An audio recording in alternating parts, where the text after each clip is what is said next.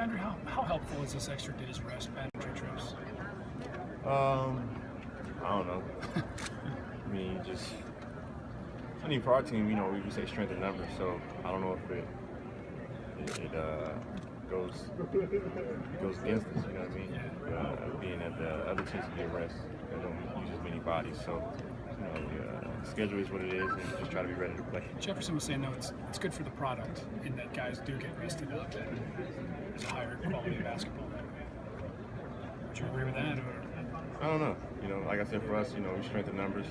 We try to use the depth of our team, try to maximize it, and we've done a really good job of that the last 2 years. Other teams haven't had as much success using as many guys as we have when we try to wear teams down. So, it'll go either way for us. Do you expect the so-called small lineup to play good, or is there a point where you can't play that for 40 minutes? I mean, we'll see. That's a tough balls for us. So either way it goes, we got to be ready to adjust, and next guy has to be ready to step up and try to fill that void, not by himself, but we got to do it as a team. Right. And it seems like Festus brings some of the same skills in terms of rim protection, maybe not the passer that Bogut is, but how do you see Festus's skills maybe replacing with Bogut? Yeah, he come in and definitely active around the basket. Draymond does a good job of finding him as well. Try to double staff for him. He's diving on the pick and rolls, and he's got to be ready to step in and be ready to go, be locked in, and try to help us win. Thank you. How different is this team defensively when you have Draymond on the floor? Well, I've always said, he's a very good communicator, which is a huge part of the defense, especially when you're a perimeter defender like myself, and you got to know where guys are at. And he's good with switches 1 through 5, and pick and rolls. Very vocal, just a smart-headed player. First team all defense 2 years in a row, so definitely a huge part of our defense. On that note, too, as a perimeter defender, how much of a safety blanket is Bogut? Yeah, it's very similar. The play he got hurt on, he blocked the shot. It shows his activity on the basket. He's been doing an awesome job throughout the postseason, so really going to miss him, and the next guy has to look forward to stepping up. What are some things that Bogut does that people just might not see as a casual viewer? He's very vocal, which always flies under the radar, and I think the most important thing is he knows his role. Most guys tend to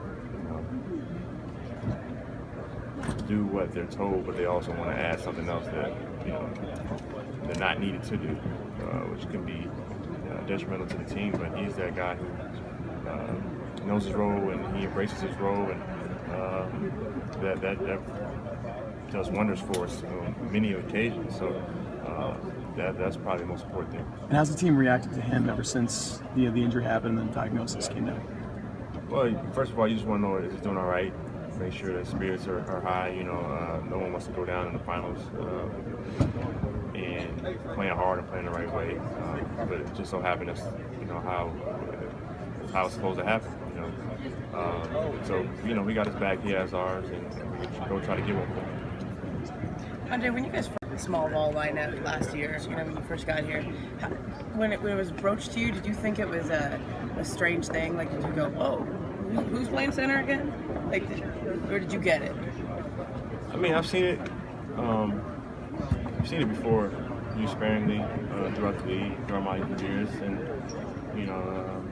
the game has kind of evolved there with 3-point shot, and you have a good makeup and the right players put in there, and it can be very effective. So for us, it seems like we had the right guys in the right places, and just clicked.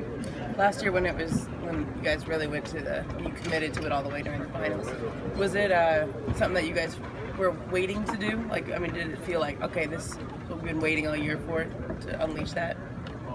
It just kind of happened with the flow of the game. You figure out what your weaknesses are in that lineup, and once you do that, you focus on that. We do what we do, but then there's just 2 or 3 areas that we got to key in on to keep us from getting hurt in the small ball lineup. And one of those things is rebounding. So make sure you crash the glass and try to limit teams to one shot per possession. And sure, it depends on the conditions and on the personnel you have. But do you think that you give a good example to the other teams, not only in the USA, but globally, with a small ball, with too many three-point shots, with this spectacular way of playing, and with the results, of course? Well, you gotta have the right guys in there, and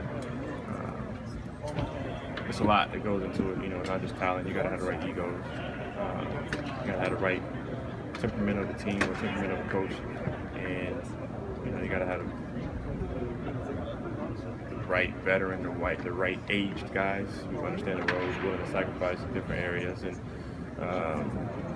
guys that understand the game. So it's not as simple as put 5 small guys out there who shoot the ball. You gotta have guys who do other things really well at the same time. You play for them, but in the case that you were an opponent,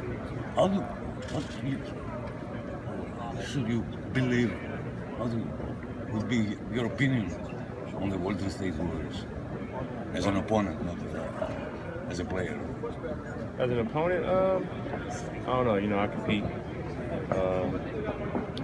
against those guys in practice the same way I do in the game. So I just have confidence in myself that my team's going to win. So you know, you figure out the best way to win. Try to expose other team and weaknesses and impose your will upon them. You know, it's like playing basketball since I was a kid. Just trying to impose your will on another team and do what works to your team's benefit.